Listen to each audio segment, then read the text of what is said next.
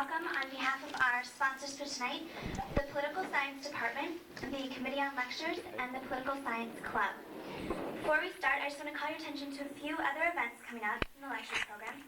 The first is tomorrow night. It's an American Indian Symposium speaker, Daryl Martin, and that'll be in the Great Hall in the Union. The second one is on Sunday over in the Business Building, in the auditorium over there, and that is Kathleen Dean Moore, who will be speaking on an ecological ethic of care. And let me turn this. And the last one is on Monday, and it'll be Craig Anderson talking on media violence. And our panel for tonight on U.S. foreign policy and the Bush administration, Second Look.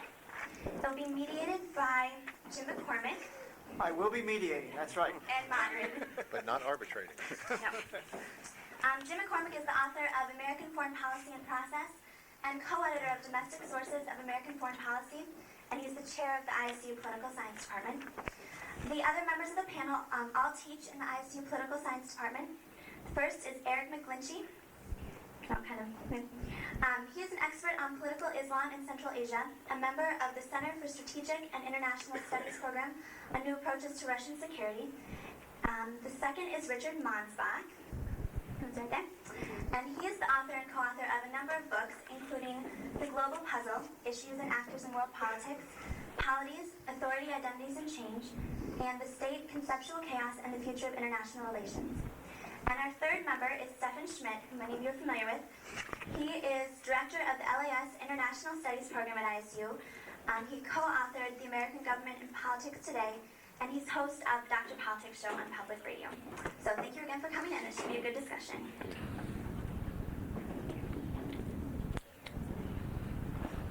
Thank you very much.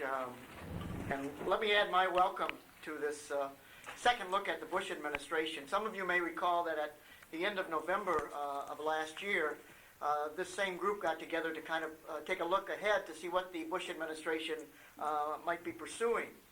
And Pat Miller, a couple months ago, asked us if we'd like to now, since the administration has been in office for a few months, take another look to see where the foreign policy of the Bush administration is really headed.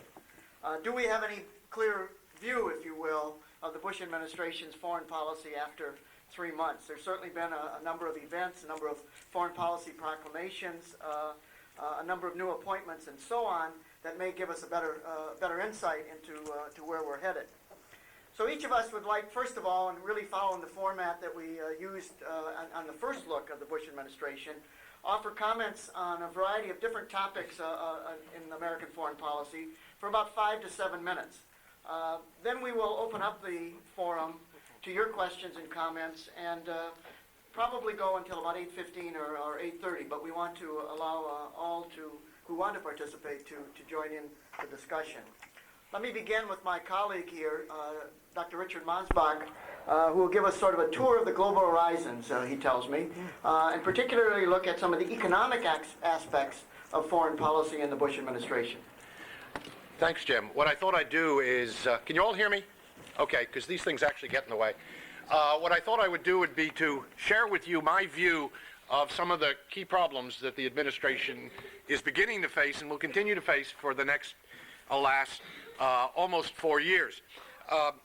First of all, I think it's fair to say that at least a facade of multilateralism is being restored in Washington. I think that the appointment of Condoleezza Rice and the addition of Robert Zoellick as the #2 man in state, the movement of the ever-irascible John Bolton from state to the United Nations, and of the, well, you put your own adjective, of Paul Wolfowitz from defense to the IMF, may spell trouble for those institutions, but I think it signals a movement away, or at least is intended to signal a movement away from hard-nosed neoconservative unilateralism, at least to give the appearance and perhaps the reality of a more prudential and flexible realism second time around. Whether multilateralism is mere rhetoric or whether, in fact, we will see more multilateralism remains to be seen, but clearly the tone has changed, and that's a positive thing. In my mind, something which we actually ignored completely first time around is likely to prove among the most important areas of foreign affairs, and that is economic issues, which, as my own students will confirm political scientists love to ignore, but nevertheless are critical.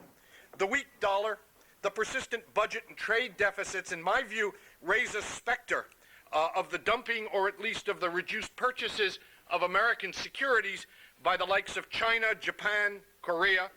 And these are purchases which some of you may know are necessary to bridge the yawning budget deficits that we've had in the past few years and for the foreseeable future.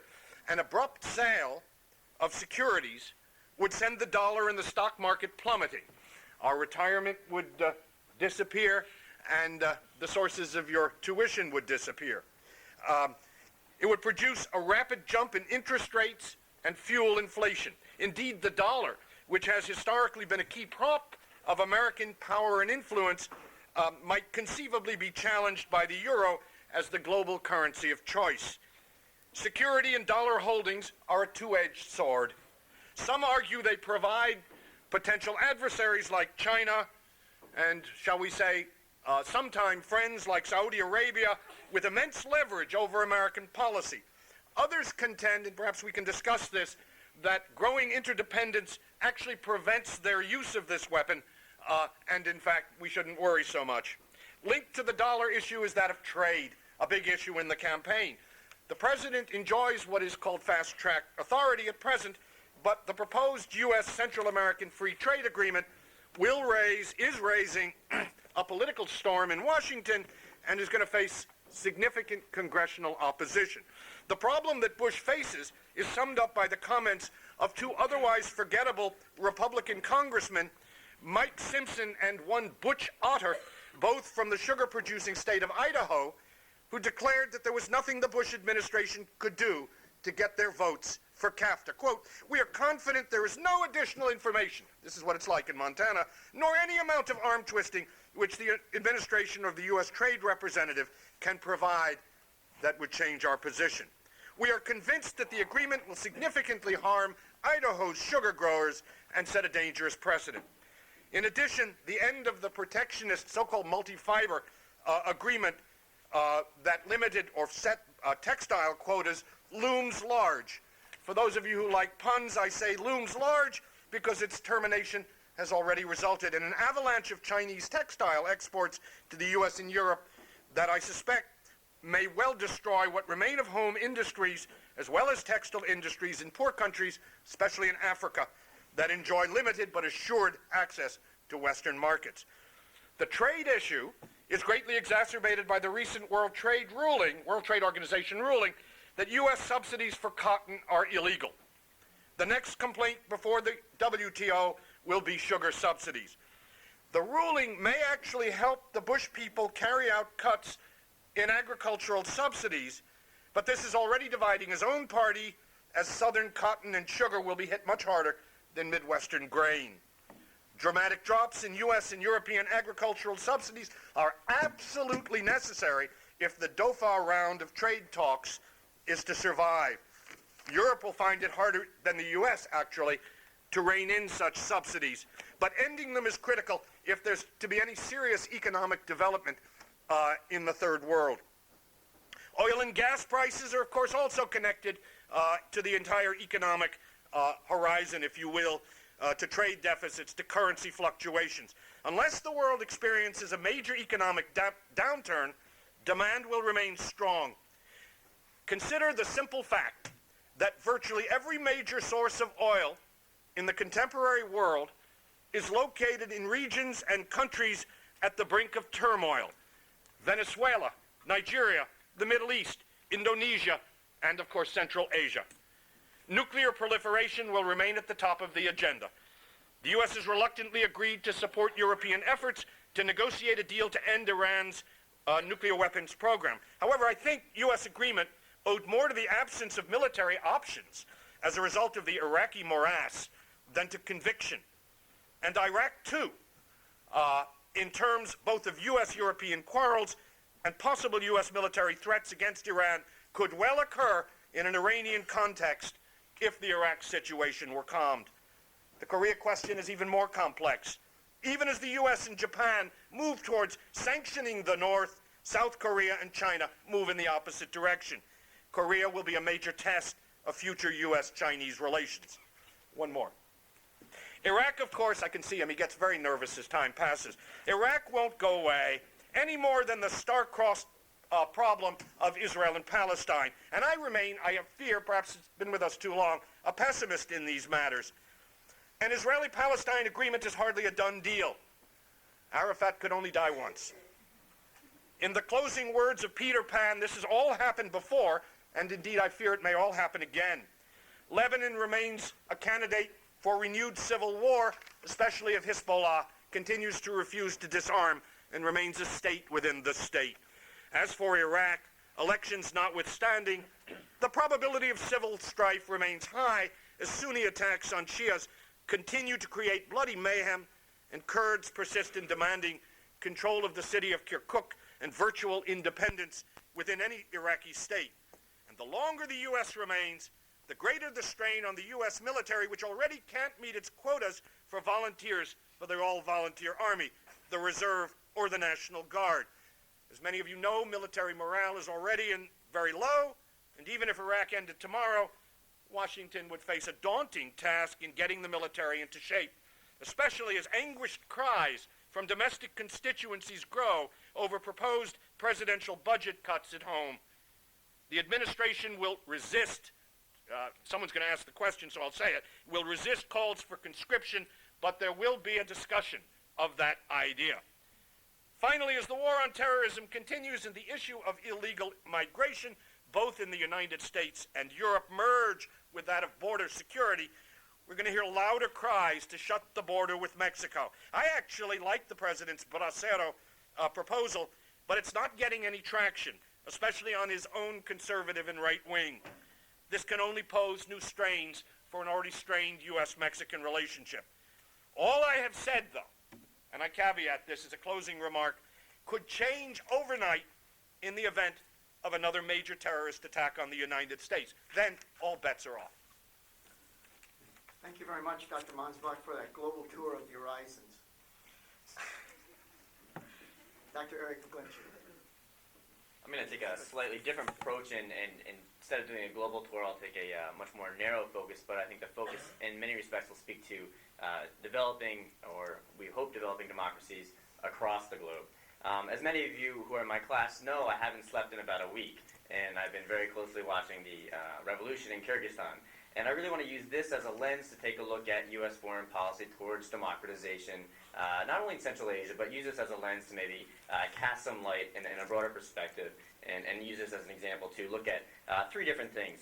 The success of the United States so far in supporting democratization, or actually I shouldn't even say democratization, but anti-authoritarian movements across the world. So one, the success that the United States has indeed had in supporting these anti-authoritarian movements. The second thing I want to take a look at is what I would say is the comparative failure that the United States has had, and it's basically the inability to promote a democratic solution in a post-revolutionary environment. So the United States has been very good at getting these revolutions off the ground. The unfortunate reality, though, is after these revolutions have gotten off the ground, the United States has been much less successful in instituting what it wants, and that's a democratic form of government. And then the last thing I'd just like to conclude with what I think might be some prescriptions for what the United States could do to be somewhat more successful in seeing a democratic outcome after these revolutions are initiated. So those are the 3 points. And this has really been sparked by, when I was thinking about what to talk about, I was really sparked by an interview that Condi Rice gave with the Washington Post last week. And it was really striking to hear what she said. She essentially said that the United States has a very ambitious plan for the Middle East and for places like Central Asia. It wants to see democratization. It wants to see free and fair elections in Egypt this year. There's upcoming elections in Egypt. And not only that, but the United States wants to see women in Saudi Arabia and across the Arab world having the right to vote. So it's a broad agenda explicitly for democratization. So stepping back, when using that as the kind of the framing context, what has the United States been able to do? Well, first about the successes. 1 week ago, I started getting emails from Kyrgyzstan. Actually, it was a week to the day that the revolution in Kyrgyzstan took off. The Kyrgyz opposition stormed they actually didn't even storm the parliament. They just kind of scurried over the fence outside of the parliamentary and the presidential building. And the authoritarian president, Oscar Akayev, who's been in rule for the past 15 years, took fright and flew off to Moscow to his buddy Vladimir Putin. So, I mean, maybe it was a revolution, maybe it wasn't, but the opposition was able to gather its forces together and overthrow an authoritarian government. The United States really deserves a fair amount of credit in helping this revolution take control. As anyone who's taken my classes know, authoritarian governments are very wily, and they're able to do things, and they're quite clever. One of the things that the Akayev government in Kyrgyzstan have been doing for the past 15 years is saying, on the one hand, yes, we have a free and fair press. When you looked at Kyrgyzstan, and when Reporters Without Borders, for example, would look at Kyrgyzstan, they would say, yes, there are independent newspapers, but there's just one caveat. The only printing press in Kyrgyzstan was controlled by the government. And that makes having an independent press very difficult. So whenever a paper would say something negative about the government, suddenly the printing press would run out of paper. So what the United States did, this actually happened in November, the United States, through Freedom House, which is a U.S.-funded organization, decided that they would open up their own press in Kyrgyzstan. One of the questions that political scientists are trying to answer right now is why suddenly have we seen many more protests in Kyrgyzstan? The reality is, since November, people throughout the country have been reading about the nasty, brutish government that they have. It's not like they didn't know about it before, but now everybody was reading about it, and this had a major effect. Kyrgyzstan, the government still remained very wily and vindictive against this press, and what they did is actually they cut off the power to this independent printing press. But the U.S., another kind of example of U.S. success, the U.S. Embassy in Bishkek, the capital of Kyrgyzstan, trucked over 2 generators and they started publishing again. So there's one very real example that you can point to where the U.S. government has been successful in unifying the opposition. A couple of other examples. The National Democratic Institute and the International Republican Institute have been working for the past 14 years in Kyrgyzstan, bringing the opposition together and establishing networks of cooperation throughout the country. And we saw the fruition of this just last week, where everybody came together and united against the government. So in this sense, the U.S. government has been very successful in encouraging anti-authoritarian opposition. Notice I'm not saying democratic opposition. This is an anti-authoritarian opposition used to overthrow these authoritarian governments. So on point 1, the United States has been quite successful. The point 2, I said I would talk about the failures of the U.S. government in the post-revolutionary environment. This is where the United States has actually been very weak. And I attribute this weakness to 2 things. One, it's a lack of creativity. And this is a lack of creativity that runs across, I would say, all post-Soviet administrations. It's not simply representative of the Bush administration. The second thing that I attribute to is something that is definitely connected with the Bush administration. I'll call that the Putin gaze example. And I'll talk about that in a second, what I mean by that. But first, about the lack of creativity. If you look at the U.S. government is a very strong presidential system. If you look at the central body in the U.S. government that makes foreign policy, it's the State Department. It's underneath the President of the United States. It's very much an executive-focused system. And that creates a tendency within our senior diplomats to want to deal with other executives. There's a very strong executive bias within the State Department and with the President himself. This is made even worse by the fact that there's what I call this Putin gaze. In 2001, you may recall that George Bush looked into the eyes of Vladimir Putin and said, I looked into his soul, and this is a man I can trust. There is a strong tendency with George Bush to want to deal with executives. Other presidents are much more easy to deal with than our parliaments. And we saw this right before the collective action in Iraq, when it looked like Tony Blair was faltering. And we saw how messy parliamentary systems really are. So these two aspects, this institutional bias within the U.S. government itself towards executives when dealing with foreign policy, and then exacerbated by the fact that George Bush prefers to deal one-on-one with executives and really is befuddled when it comes to working with more complex systems like parliaments, creates this atmosphere that is very pro-presidential. The last thing that one needs in the former Soviet Union is a bias towards presidential systems. These countries oftentimes are very ethnically divided. If you look at the Kyrgyz case, it's a country that's divided between north and south, regional divisions, and also between Uzbeks and Kyrgyz. In ethnically divided systems, politics becomes zero-sum. There's a strong desire to maintain control of the executive office, because if you don't, then you have to share the resources of the state with all these ethnic minorities. So there's an inherent quality of ethnically divided societies that favor presidential systems and moreover favor authoritarian presidential systems. You don't want to give up power once your clan, once your ethnicity, once your region is in power, because if you do, you'll have to share resources and you won't be able to keep it to your own group. That's where I see the central failure of U.S. policy. What are the prescriptions? Well, you can probably already guess what I would say.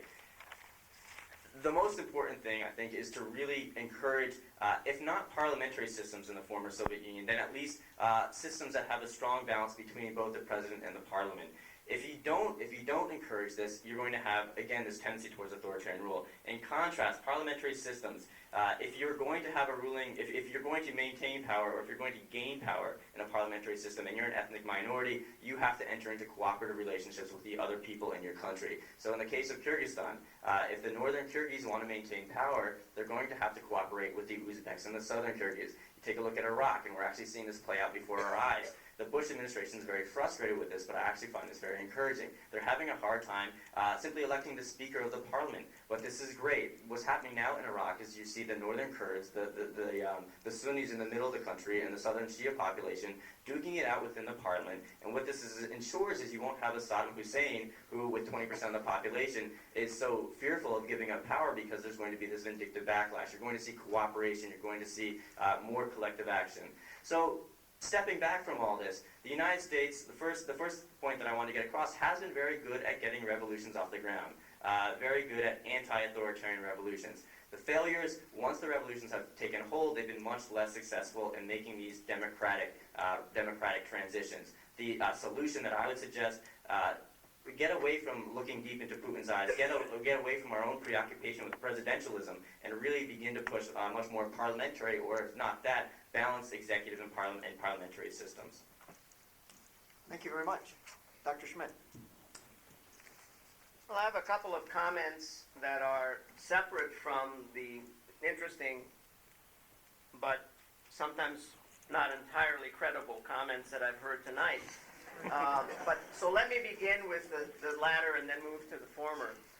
I think that when China is sitting on the single largest pool of US dollars, the risk of having the American economy collapse is as great for China as it is for the US. And I think there therefore is a convergence of interests between China and the United States in terms of the management of the international economy.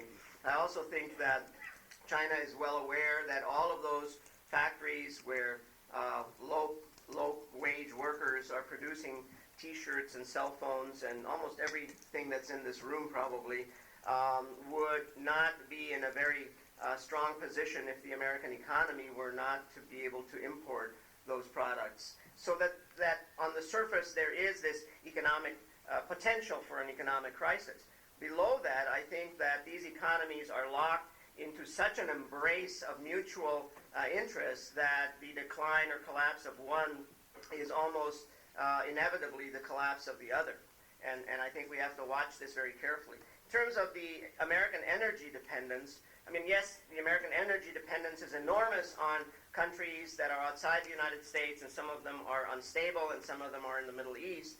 But we also have made decisions to essentially put off limits huge amounts of energy sources domestically for the alternative benefit of having environmentally sound policies, of not disrupting wildlife in the Arctic, of not having Jeb Bush's beaches in Florida be contaminated by potential oil spills, because off the shore of Florida there are enormous oil reserves that were put off limits because the baby boomers who have retired in Florida don't want their beaches fouled. And we have also decided not to use nuclear energy, in which we were at one time the world leader, a very clean energy that has certain side effects and problems, but that certainly would be brought online very quickly. And we are, in fact, talking about bringing nuclear energy back online simply because we made the decision to depend on Venezuelan and Middle Eastern oil because we wanted to have these other trade-offs. Eric, your comments were interesting, but I was trying to envision how the United States, which is not a parliamentary system, would ever deal with parliaments and coalitions. And when the U.S. deals with Germany, it's dealing with Schröder and not with the German Bundestag. And when the United States is dealing with France, it's dealing with the president of France, who is himself quite authoritarian. And when the U.S. deals with Britain, it's not dealing with Parliament. It is, in fact, dealing with the Prime Minister, who in a sort of secondary stage represents the Parliament, but is, in fact, personality and a strong individual in his own right. And so I think that in many countries in the world, if you want to deal with the people who are running the place, you deal with el jefe. El jefe is here, the dean of our college, we call him el jefe. And in the same sense, I think that to deal with quarreling parliaments would be perhaps an even greater policy nightmare for the United States than dealing with someone who in his own particular country exercises a great deal of authority. I don't know the transition in Kyrgyzstan that you described, which was really not a revolution, probably can best be described as a kind of Visha riot in which the president of the university fled instead of cracking down on the students, and the president of Kyrgyzstan was dislodged essentially by unhappy fraternities and others who wanted him to move on. Let me wrap it up real quickly because either McCormick is getting nervous or I'm perceiving that I'm taking up too much time. But if you look at American foreign policy, you will find, especially if you look at this book by Walter Russell Mead called Special Providence, American Foreign Policy and How It Changed the World, you'll find that the United States has actually been quite consistent in how it relates to other countries. That even in a period when the United States was the period of innocence and isolation in the United States, 1815 to 1843, the United States, in fact, created a permanent Mediterranean squadron to keep the Barbary pirates at check. The United States established the West Indian and Pacific Squadron, the latter charged with protecting American whalers and commercial interests in South America and the South Sea Islands. This was followed by a Brazil and South Atlantic Squadron with the East India Squadron and the African Squadron established a little bit later. And therefore, in the period when the United States was at its quietest, most cooperative, least powerful, most friendly to the world, the United States, in fact, had stationed forces on or near every major continent in the world. The American Navy was active in virtually every ocean. Its troops saw combat on virtually every continent, and its foreign relations were in a perpetual state of crisis and turmoil. That's 1815 to 1853, when things were nice and quiet and the United States was not much of a player in the world. So it seems to me that we are so close to the Bush administration in particular, to the events that are unfolding in the headlines internationally today, that we forget that the United States, in many respects, has always been a country that has looked after its own interest first, has never in history really allowed other states, other organizations, nor even international law to dictate the policies that the U.S. would pursue in pursuit of its own economic or military interests. And it just simply brings, I think, to the table a little bit of perspective. Because if George W. Bush is not in power anymore, which he will not be in a few more years because he can't run for re-election, it's not very likely that the dynamics of American foreign policy are suddenly going to change dramatically. They may change very subtly, they may change in their specific application. But the United States is an empire. And I think we don't want to admit that. I don't think we want to ever talk about the fact that the United States is an empire, has always viewed itself as exceptional. And whether you like that or not is wonderful, we can discuss it. But it has always behaved in this national self-interest. And I think we're seeing a continuity of that in the current period. Thanks. Thank you very much, Stefan. I'd like to make a couple comments, if I could, about European-American relations. I just returned from a conference in England last week on American foreign policy. And I was really quite struck by some persistent problems that the American-European relationship faced. I also was encouraged because there were some signs that maybe the European-American gap, if you will, both the conceptual and the action gap on foreign policy was closing a little bit.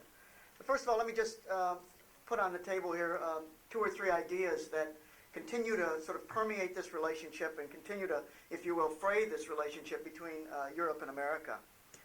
I was really struck by how much sustained antipathy there is towards the United States and towards the Bush administration. 2 years after the Iraq War, and how much the Iraq War has had a lingering kind of effect in terms of shaping and sustaining European views about Americans. Now, this might not be so surprising sitting around among a group of academics, because skepticism is sort of the modus operandi. But what is really surprising is how much that has really permeated the body politic within Europe, and how much or how little the body politic views the United States favorably. In sort of political sciencey terms or foreign policy terms, it's sort of the soft power quotient of the United States. That is, the attractiveness of the United States around the world has never been as low, and it's certainly the case in Europe. There was a BBC World Service poll that was done after the election, and they was a poll of some 22 countries around the world. There were only 2 countries among those states polled that a majority viewed the re-election of Bush as a positive kind of outcome. And they were not in Europe. They were India and the Philippines, interestingly. One European country, part of New Europe, Poland, a plurality viewed the election result as positive. But in the same polling that was done, the populace were asked what they thought of America after having re-elected Bush. And again, only India and the Philippines did a majority support it. Poland does not even get to a plurality in this kind of outcome. And this is really quite stunning here. So the impact of the war, the Iraq War, is sort of the singular event. But the other thing that clearly became evident was a sort of Texas swagger that the administration portrays. So it's not only the substance of policy, but it's the style of policy. And you may have seen within the past couple of weeks that Karen Hughes' name has been put forward for this new position in the Department of State as the Undersecretary of State for Public Diplomacy. I would submit to you that she has a tough row to hoe here in terms of trying to erase, or enlarge, I should say, the soft power quotient. The other thing that struck me was how little the Bush administration's effort at this diplomacy freedom initiative, what I would call sort of the second Bush doctrine, has gained very little traction within Europe. And the skepticism is not so much over the message, although there is a concern about what democracy means. One of the people when I sort of made this point, one of the questions I got was, is it going to be just an American-style democracy? Is it going to be an imposed kind of democracy? What does it mean in terms of a messianic mission by the part of the United States again? Are we going to see this kind of moral crusading by the U.S. again?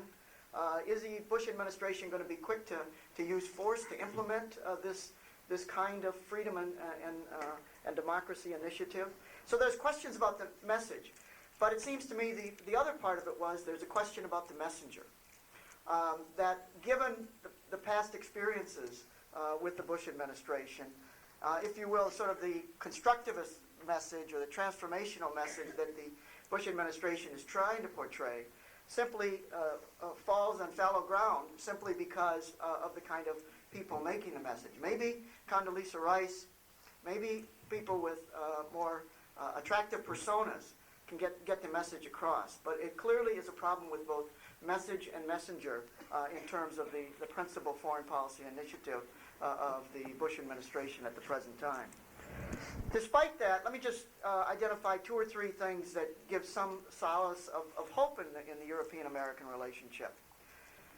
The EU and the U.S. are involved, and you sort of should look for this, in an extensive set of negotiations and discussions about the direction of cooperation in foreign policy. There is a EU and European Union Commission report that's due out April 15th, and we sort of got a preview of it at this meeting. And there really does seem to be some areas of considerable cooperation and considerable looking beyond, at least by the leadership, looking beyond the Iraq War experience and how devastating that was. There are also, both within Europe and within America, considerable domestic constraints that propel these parties to move a little bit closer together in what I would call at least the action arena, if not in sort of a conceptual arena, because clearly Europe and America have considerably different conceptions about how foreign policy should be conducted. For example, Germany is faced with, and even the Schroeder government, not only with an election looming, but particularly at the state level, where the red-green coalition may lose the upper house, and that could throw a real wrench in the foreign policy initiatives of the German government here. There is more overriding. There is the EU constitution that is being voted on across the European states, and certainly in France, it is within a point or two of likely being defeated. Look for that in May. And of course, Britain, the outlook is that the EU constitution will not be ratified. All of that is to say that without a European Union constitution, and with all the difficulties that Europe has had to come together with a foreign policy on its own, the only option, or one of the little option left, is to turn back to the transatlantic relationship and to seek some accommodation with the Americans. The Bush administration, as Dr. Mansbach mentioned, the economic factors are real constraints, it seems, on using the hard power option, and may be one of the reasons for the Karen Hughes nomination here. The budget concerns, really the congressional opposition, which we can talk about, and even public opinion kind of change, it seems to me, gives the administration very few options, not only in the European-American relationship, but even more broadly than that. I know that some of the members of the panel probably want to comment on one another, although I also want to get people involved in it. Dick, you said you wanted to comment? Oh, just quickly? a quick comment about economics. Listening to Stefan should persuade the dean why the department desperately needs a position in international political economy. Stefan is looking at the wrong Marx. Carl, I suspect. Some of you may remember Groucho Marx had a wonderful program called You Bet Your Life. And Stefan is willing to bet ours on the goodwill of the Chinese government. I didn't know, this is what we call, of course, the interdependence option, but I didn't know Stefan was a liberal economist. And I was reminded of, those of you who are historians, of a great liberal economist named Norman Angell, who in 1913 published a book called, appropriately, The Grand Illusion, in which he proved, absolutely, that the world was sufficiently interdependent that war was not possible. I don't need to tell you that within a year, war erupted. And the reason for that is that economics do not dictate politics. The real question is whether or not the Chinese government, when questions like Taiwan arise, for example, will in fact view the world through the rational lenses, which I share with Stefan, and I, unfortunately, through my retirement fund, also bet my life. But some of you may have noticed that the mere mention 2 weeks ago, the mere rumor, the mere nuance of the fact that Korea, not China, might be considering diversifying its portfolio, not selling out, dropped the market by over 100 points. And once you get that kind of mentality, that kind of psychology, you're in a very dangerous economic system. And I guess what I'm really saying, Stefan, is that it's a very dangerous and, shall we say, delicate, fragile global economic system. And I suspect it's going to be a real problem for the next 4 years. Well, the next panel will clearly have an international political economist on this team here. Let me point out one more thing here that sort of snuck under the radar screen or through the fog, and that is, I think McCormick helped sober us up. You know, Bush may be in trouble and his poll ratings may be low and so on, but do you want to be President Chirac or Gerhard Schröder or Tony Blair or Berlusconi, or do you want to be the Prime Minister of Holland? I don't think so. I mean, they are all totally morally and politically bankrupt. Their public opinion poll rates are in the toilet. They are clinging on by the barest of their little fingernails to power. And, you know, George W. Bush looks like he has a blow-away mandate compared to our wonderful European partners that all of you have been saying the United States should kowtow to. Those European leaders are disapproved by their own citizens in a major and significant way, and they are clawing their way towards perhaps some sort of political survival in the next election, but many of them are going to go down in history. So what is it that we're comparing here? Bush has all kinds of problems. This is a very difficult period. But in the end, the Europeans realize that they have a terrorist problem. They have a Muslim population that is much larger and more restless than the American one. And when the next major explosion in a Spanish train station occurs, the Spanish are going to run right back again to saying we need to crack down even harder. So there are convergences that we're missing between the American policy, whether you like it or not, and I know most of us really don't care for the Bush policy at all, but whether we care for it or not, it is a policy that the Europeans are attracted to some extent like moths to a candle, because they're worried about Iran becoming nuclear. They're worried about instability in Iraq spilling over. They're worried about the Palestinian solution not working in Israel. And the United States offers, kind of reassuring sort of center for them around which they can converge, holding their noses with public opinion not very supportive, but what are their choices? So, it's kind of that situation. Dr. McGlinchey, a comment. Then we'll go to the questions. Yeah, just one point of clarification. I think, sure, the Europeans may be attracted to us, and I think all the more reason why we should be focusing on the Bush administration and focusing on improvement. So, I mean, it's one thing to say that the Europeans are in a mess, but it's another thing to say, I think, as the task of this panel was, what should the foreign policy be, or what improvement should be. And just on that, I mean, Stefan, I know you like to be provocative, and I appreciate that. And just kind of one response to your provocative comments. And you said that the U.S. executives are always going to be attracted to dealing with U.S. executives. Now, that's natural, and we're always going to be dealing with U.S. executives. There's a difference, though, in how we deal with the executive internationally and how we deal with the executive within their own domestic political realm. Just a point of, just an example, 1993, President Yeltsin was dealing with a renegade parliament. This was a parliament that was filled with communists, filled with nationalists, and they didn't really want to institute the economic reforms that who was advising the U.S. government, the U.S. president. This was the era of Jeffrey Sachs, of shock therapy, and the whole point was that Russia needed to liberalize its economy. So what did Yeltsin do when he was faced with this retrograde parliament? He decided to bomb it. And what was the United States government's response? Bill Clinton went on the record saying this was actually a good thing because there was a real chance that the communists could come back to power and we could have an authoritarian government. Well, today, more than 12 years later, the communists haven't come back to power, but lo and behold, what do we have in Russia? We have an authoritarian government. So, I mean, I think it's very important not to just simply look at how bad the Europeans are, but actually look at our own president and look at our own administration and try to think about what policies are viable ones and which ones are wise ones as we move forward. We'd like to invite you now to go to the microphone and ask any questions or make any comments that you would like. And I suspect we'll have further exchanges among the members of the panel here. Please. My question is addressed to Eric, and I want to know how do you separate that which is coincidental from that which is cause and effect. This winter I didn't catch any cold. Does that have anything to do with the government's policy spreading freedom?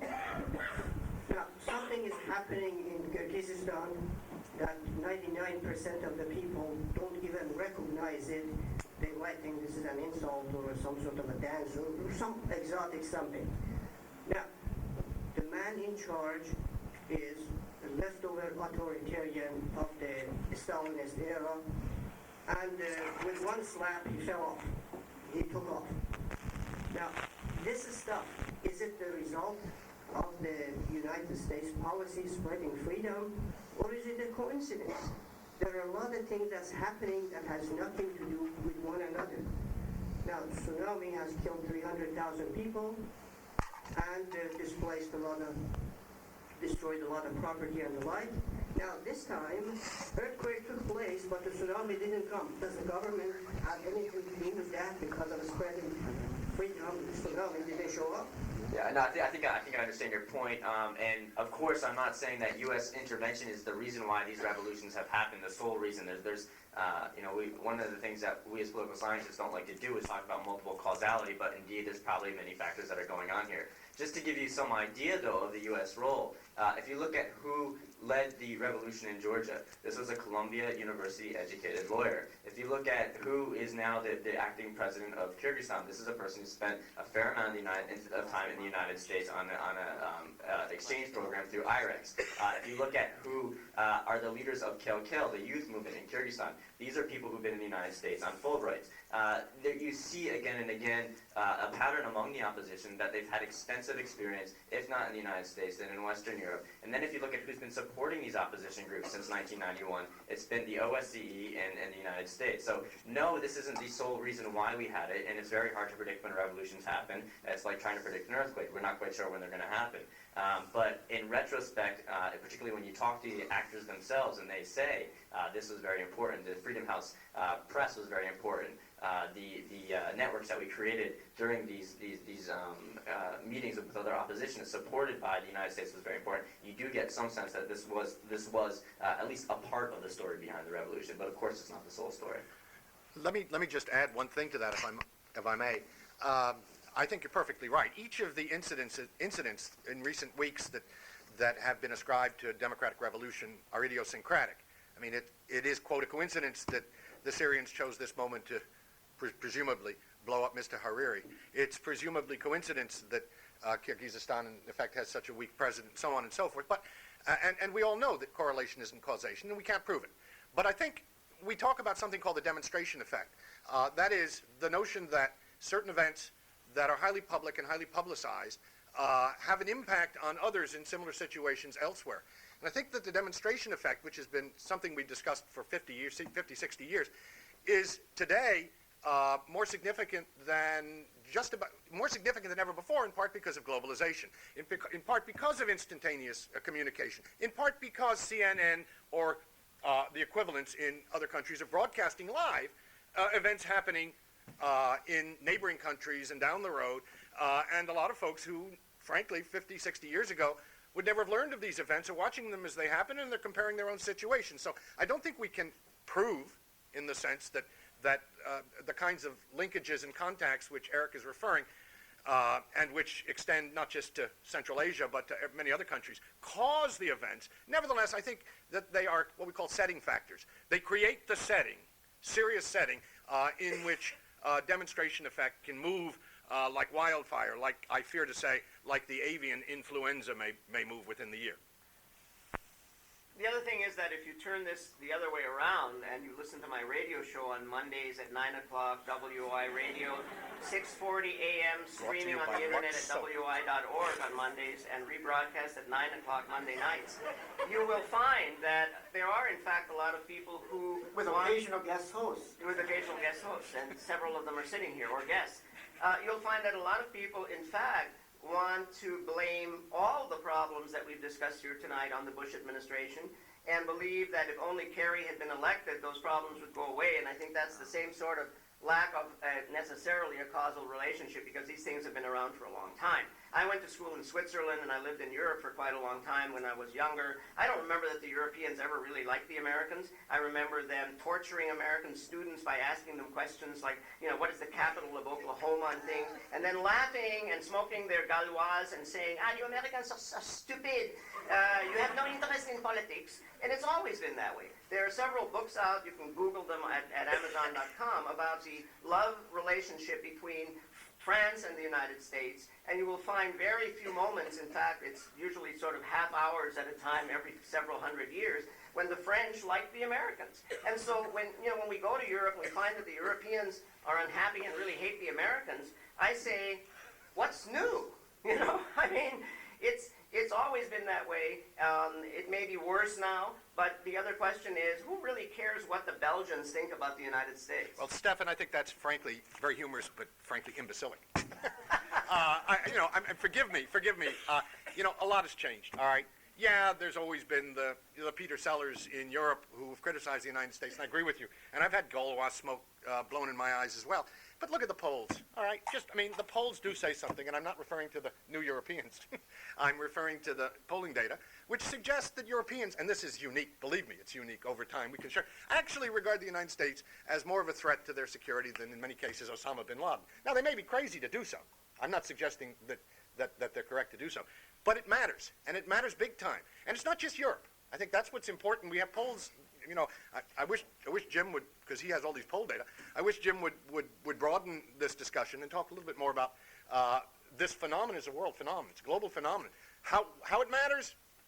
I think it matters, and I think we could we want to open it up, and I think we can talk about how it matters. I think it matters big time. Okay? Well, the numbers really are quite remarkable. When you get a quarter to a third of our traditional allies, really not are the only percentage that trust the United States at all. And traditionally, the Brits have been identified their closest nation that they identify with the United States in the 70 to 80% range, and even the French, despite all the antipathy over time, has been in the 50% plus range, and now it's down into this 25 to 30% category. That's very dangerous, and it seems to me it's very difficult to conduct foreign policy and to get any kind of cooperative action at all. But Jim, why is it dangerous? I mean, the Europeans are cooperating with us at all levels. Never has security cooperation been tighter and closer. The American and European security services are on the cell phone day and night trying to find sleeper cells. The American economy is very strong, and the Europeans, in fact, depend highly and invest in the United States. Public opinion comes and goes, and there was a time in the United States when public opinion was dead set against integration. There was a time in the United States when public opinion was dead set in favor of a first nuclear strike against the Soviet Union. I remember the numbers. And I would say you got to watch out for those numbers because, number one, people aren't always right. And number two, there may not be any consequences because the consequences are really what the elites do. And I don't see the European elites fleeing from the United States and running in a different direction and creating policies that are a threat to the United States. In fact, the European elites are trying very hard to cooperate with the United States in spite of Iraq and in spite of Bush, and he'll be gone in a few more years, in Lebanon, on the issue of Iran, and on other issues. The only country that contributed at all to the U.S. efforts recently have been the British. I mean, all the others have been very, very nominal. Even the efforts at reconstruction in Iraq, there are no boots on the ground from any European countries aside from the Brits. I mean, but it doesn't matter, Jim. Iraq is going to be gone very soon, and we'll be on to the next big crisis. And the Europeans are very likely to be on the American side when Iran finally develops its major nuclear capacity and starts building missiles to deliver it. And remember that Paris is a lot closer to Tehran than the United States. But it was the Americans that blinked on Iran. But let's go to the... This is like a department meeting. As I'm sure you're all aware, China has recently signed what's being referred to as a war bill against Taiwan, and the Bush administration seems to be moving to intervene on the side of the Taiwanese in case of a conflict. How do you four really see that panning out as a conflict, assuming it happens? What type of military action is this looking like, and what will our role be? Can we pick up on that? We actually alluded to that earlier, I think, a little bit. Frankly, I got to admit, I tend to agree with Stefan's assumption on this one. Actually, the Chinese have not altered anything in terms of what they've written down. This has all been verbalized before. The notion that were Taiwan to declare independence, China reserves the right to utilize military action has always been on the table. I think that the Chinese timing was a mistake on their part, but I think it was an effort on the part of the leadership essentially to rally public support, and the fear essentially to remind the government in power that this option remains. Indeed, it's rather amusing because as we sit here, the Chinese Communist government is feting the head of the Kuomintang, the Taiwanese Nationalist Party, formerly the party of Chiang Kai-shek, who of course they're mortal enemies, who still claim the right to rule China, but at least declare there's a single China. My own sense is that the message to the United States is make sure that those darn Taiwanese don't do anything stupid. And my own guess is that the United States, which has done this in the last 6 months, is going to do precisely that. Don't do anything stupid. If push came to shove, well, it's, as I said in my last line, all bets are off. That is, if China actually launched its missiles at Taiwan. But I don't think they're going to. Yeah, I mean, actually, even if they do launch their missiles, I think it's still a game. I remember in 1996, I was traveling through China. I was traveling from Beijing to a town called Urumqi in western China, and I was the only American on the entire train. And the United States had just brought its boats around Taiwan because the Chinese were threatening they were very upset at the Taiwanese. And in response to the U.S. marshaling its forces around Taiwan, the Chinese actually launched a number of missiles over the straits. And I remember my fellow train mates, corralling me and saying, "What is the United States doing?" And I said, "This is just a game," and it was a game on both sides. So if you look back 10 years, you'll see a similar situation, which is actually a little bit more tense than where we are today. And I think this is a game that's understood by both sides. The Chinese are trying to elicit some kind of understanding with the Bush administration about Taiwan, and I think they're doing the same thing they did with the Clinton administration a decade ago. I think this is really part of a deterrence effort by the PRC as well, in terms of the government on Taiwan, so it doesn't really move very much further in terms of independence. I know I was talking to one of the graduates of our department. He got a master's degree and went on to get a PhD at Ohio State, and now he's back teaching in Taiwan, and he's been very much involved. He's a native Taiwanese, so he's very enthusiastic about declaring independence for Taiwan. He's very disappointed with the current government because despite all of the efforts to elect a government that would move in the direction of independence, the actual government itself has been very cautious on this. Well, go ahead. I was going to add a little interlude, but you go ahead. Actually, my question was mostly directed towards you. I'm sorry, I don't know any of your names. I came in late. Sir, you said earlier, or you implied, or actually explicitly stated that the European countries' leaderships were holding on by their fingernails. That they were essentially, that Bush's 51% mandate was far greater than any of them could hope for as far as uniting their countries underneath them. And I was wondering what you would say to back that up. But also, last I checked, the euro was doing pretty well against the dollar. So it doesn't seem, and the only country that I know of in Western Europe that had a recent vote of confidence would have been Great Britain, who Tony Blair is seen as being a little bit too cooperative with Bush. I was wondering if you might be able to back up what you were saying earlier about how bad it is for the leaders of Western Europe right now. It's bad. I'm telling you, almost all the European leaders are hanging on to their political careers by slim margins in the next elections. Schröder may lose in Germany. In countries like Holland, the government is in turmoil because it hasn't cracked down on fundamentalist Islamic groups that are murdering Dutch people who criticize Islam. Berlusconi in Italy is not in very good shape.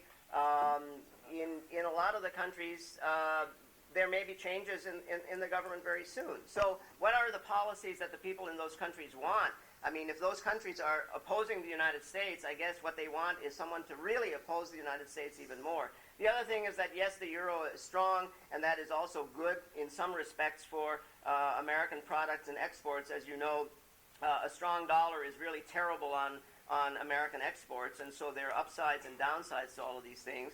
And the very much glorified Airbus, which is competing so well with the Boeing and with American Airlines, is in a crisis. It doesn't have a CEO. They can't figure out how to build the fuel-efficient next version of the Airbus, which a lot of airlines around the world want. They are almost out of capital. And if you read Business Week this week, you'll see that some of the things that we think are so cool in terms of Europe they're kind of neat, but they have their own inherent problems built into them. I'd suggest that you read the New York Times every day and The Economist once a week, and you'll be pretty much up to date on the situation in terms of European political leaders. What they need, of course, is a strong dollar. That's really what they need. That's what Schroeder needs desperately because of Germany's economic situation. What we've managed to do, Stefan's right, in theory, the weak dollar should increase American exports. But of course, what we've managed to do is combine the shriveled dollar with the worst trade deficit in history. And that's not easy. I mean, that violates every economic axiom. But as one famous economist once put it, when asked why is it that none of our econometric models work properly, he threw up his hands and he said it's all politics. Probably China. Yeah. With all of their... Yes? I wanted to aim this question more at Dr. McCormick, but feel free to chirp in anyone else. Historically, we've always had close ties with the Europeans as far as culture goes, and it seems like, generally speaking, in retrospect with all international relations, we tend to be along the same lines as far as public opinion and how we view things. However, over this current administration and how we view things, there's obviously a huge gap that almost nothing has, it's a bigger gap than most things between public opinion of Europeans and Americans.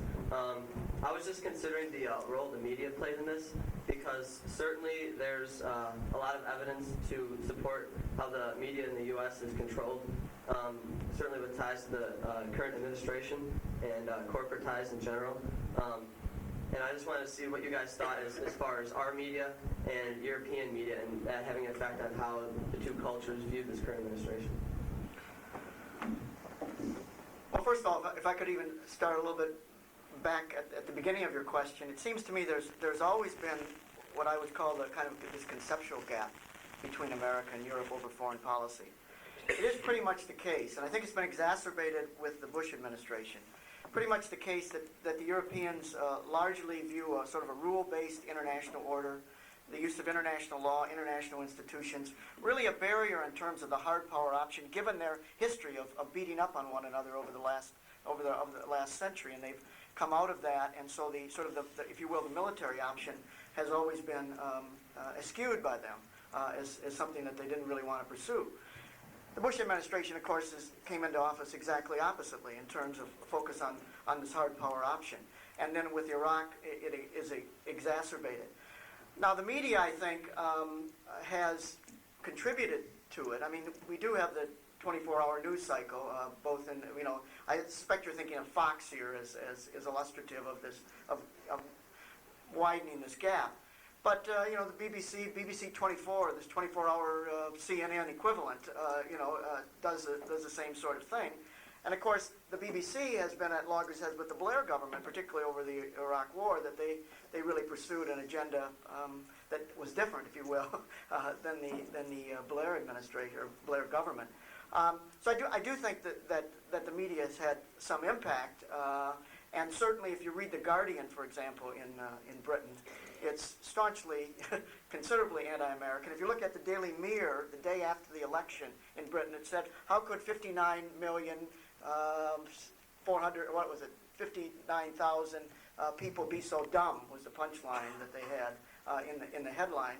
So the media has sort of contributed to this antipathy towards the Americans. Yes, and the question is, what is the opinion of Americans about Europeans? Do they love Europeans? Do the Americans like the French or not? And does it matter? Because I think some public opinion polls suggest that Americans don't like the Europeans very much. They think of them as having taken advantage of American military expenditures to produce these very prosperous, bourgeois, consumerist, commodified societies where they have a wonderful standard of living because they never had to look after their own defense, because we provided the umbrella against the Soviet Union, provided the military protection for the Europeans so that they didn't have to expend money on the military. And do the Europeans care about how Americans think about them, or is it only we who care about how the Europeans think about us? I'd like to see that discussed somewhat more, because I think it's a one-sided discussion that we generally have. The other thing is that I saw an interesting article the other day which shows that the United States is a very religious country. The Europeans are not. The European Constitution, they managed to leave out the word God or any reference to religion because they think they're beyond religion. And at the same time, most of Christianity apparently has shifted away from the West. And in fact, it is China, it is South Korea, it is Africa, where Christianity is now the major religion growing like wildfire. And therefore, some of the quirky things about the U.S. that the Europeans don't like about us, which is the fact that Americans still do go to church a lot, believe in God, and so on in very large numbers, are things that resonate quite well with those countries in the third world where religion, Christianity, is becoming quite strong.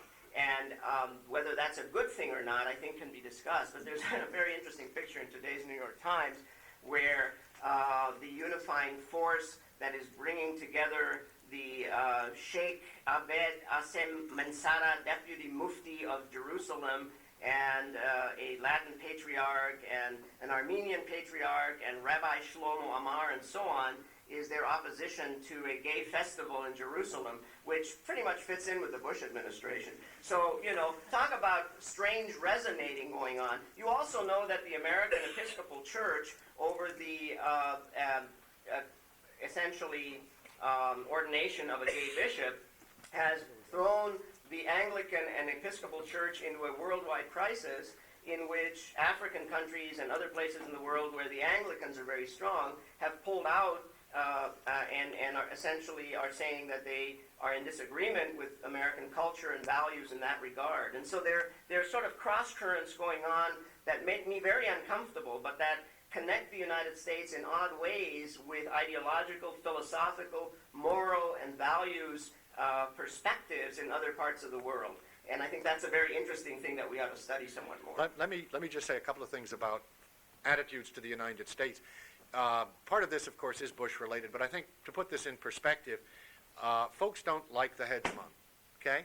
The United States is the world's only superpower. The United States, in terms of economics, even more so in military power and the like, is dominant. There is no such thing any longer, for those of you who take this field, as balancing or balancing of power, because in the present-day world, that's simply not possible in terms of the United States. And I would suspect, and I think we could find comparative analysis on this, that attitudes to the current hegemon are not entirely different than attitudes were to the British hegemon perhaps 100, 150 years ago. Yes, actually, Jim McCormick mentions, or to Rome several millennia ago. And you know, for those of you who remember your American history, or your history, in 1898, or 1899, when the Boer War took place, there was only one country in the world that expressed, any major country in the world that expressed any sympathy with the British at all. And that, of course, was the United States, which was going through its own phase of imperialism in the Spanish-American War. So this kind of, shall we say, isolated from public opinion is hardly new. And my suspicion is that, you know, my God, you're not going to find me defending the current administration, people who know me, but a lot of that is deeper. I mean, a lot of the concern is deeper. I think a lot of the concern has to do with the sheer weight that the United States exists globally. And when a country exerts that kind of weight, and this is kind of my normative side, it has significant responsibilities. And here's where the administration comes in, because I think there's concern that on a number of occasions that enormous weight and power hasn't actually been handled with responsibility. And frankly, a hegemon has far greater responsibility than does Belgium, you know, or Spain, or wherever. The kind of heedless criticism that a small country can level at a large one, so what? And I think that's pretty much what you said, Stefan. The American diplomatic historian John Lewis Gaddis just wrote a piece a month or so ago, and he said the real problem for the United States is this power that you talked about, and to deal with it. But one of the things that's missing, fundamentally missing, is tact in dealing with other countries and with other peoples and with other culture. That is the real underlying kind of problem, and that's the first prescription that he would have in terms of, in the jargon that I use, of trying to raise the soft power quotient of the U.S. We have a couple more questions. Can I just take 1 minute, because the topic may change, and I'll be really quick. I just want to say that Europe doesn't matter. What the Europeans doesn't matter at all. What matters is what people in Uzbekistan think, or what people in the Middle East think. Because what's going on right now is the United States is supporting authoritarian governments, and the people who are getting angry and who we really should be paying attention to, who are getting angry, are fundamentalists. And it can be fundamentalists of any shape or form. I don't care if it's Islam or whatever, but they're using this. They see the United States supporting authoritarian governments, and they take that action out against the United States. The Europeans aren't going to bomb Americans, but people from Uzbekistan they bomb the embassy, and they may come to the United States and bomb the United States. So what the Europeans think, I don't think really matters. What people in these authoritarian governments, that's what matters. Yes. All right. Deeply divided panel, as you can tell. Belgium doesn't matter. Just like the department. Kind of related to what you were just saying. They've been talking about how there's demonstrations in Egypt and stuff like that. I was just asked the panel, what do you think the possible outcome of that is? And what is the role of the Bush administration in those kind of protests in Egypt? And what do you think how do you think the outlook for Egypt-American relations will be as a result of that? And one of the encouraging things about Egypt, and this is really, this administration is such a patchwork, but the administration put considerable pressure on Mubarak and actually got the release of the main opposition figures. So I think the administration deserves praise for that. What's going on in Egypt, I think the administration is doing a good job, and hopefully that will have demonstration effects, not only to other countries, but within the United States administrations, within the policy towards other authoritarian regimes. So Egypt is definitely on the map, and I think the administration is taking the right stance there. The other thing I would like to add, in addition to Uzbekistan and Kyrgyzstan as being the crucial places where we want people to really love us, is the question, what do the people in China and India, which make up pretty much most of the population of the world, think about the U.S.? And I saw some stuff the other day that says that they're pretty cool with us. I mean, we're doing a great deal for their economy. We're transferring technology. We're trading with them. We're opening our markets. We're outsourcing. Sometimes we sell some airplanes to Pakistan, and that kind of ticks off the Indians. But we'll sell the Indians some other neat weapons stuff, and then they'll be happy again.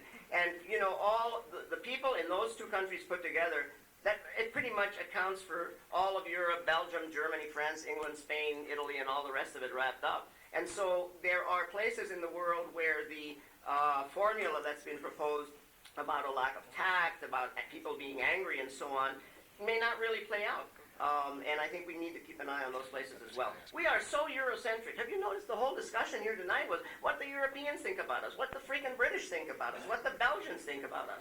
And the point is that that is important, but there are also other places in the world where I think the United States is an American culture, American products, American blue jeans, American values, the freedom that women enjoy in this country, and other things, American entertainment industry, music, and so on, are incredibly powerful forces that are driving into those countries that are the most desirable international model. And that's true even in Iran, where they've done some public opinion polls. The younger Iranians, the majority of the people in the country, actually love and respect American culture and the United States. They think it's the greatest country in the world, and they're hoping their government is going to disappear pretty soon so that they can modernize and become more like the United States. In terms of that, it has nothing to do with Bush, because they don't like country western music very much. But Adrian, please. I hope I'm not going to take too much of your time. I was very surprised to see how much of this discussion was focused on the Europe. And I myself, coming from Europe, I was very intrigued by some of the remarks that were promoted today. And I was reinforced once more of the gap between the understanding of European politics from the American side and, on the other hand, the perception of the European opinion, so to speak, towards American politics. And I do believe that the transatlantic gap, as you have called it, is more a matter of style rather than substance. And we have to consider that, to a large degree, Europe is largely dependent on America for one, security reasons, and America has a very great advantage when negotiating with Europe because Europe has not become one unified element, politically speaking. It has become one economic area, but not a political one yet. However, you have also advanced some major ideas here that point towards an end to the soft power diplomacy. And my question, which may not tie in very well with my remarks, is the following. Are we witnessing a new beginning of hard power politics from the American side? Not in the near future, no. Happily. Happily, the superpower has very few hard power options. From my point of view, happily. The Iraq adventure ignored the Powell Doctrine, even though it was during the tenure of a Secretary of State Powell. The result has been a serious drain on, as I said earlier, the morale and indeed the capacity of the United States. Indeed, the military budget is in the midst of fundamental retinkering, doing away with futuristic programs that had been the basis of essentially Rumsfeld's original vision of the U.S. military is being replaced by a more basic notion of maybe we better improve pay so we in fact have some volunteers and we don't have to bring back conscription. I honestly don't think that the country that once said it was prepared to fight, what was it, 2.5 major wars or whatever? Two major wars. It's having trouble with 3/4 of a major war. Indeed, a conversation was overheard in which Wolfowitz was heard to say that we're wildly outnumbered, he said to Rumsfeld. There must be thousands of them and only a few of us.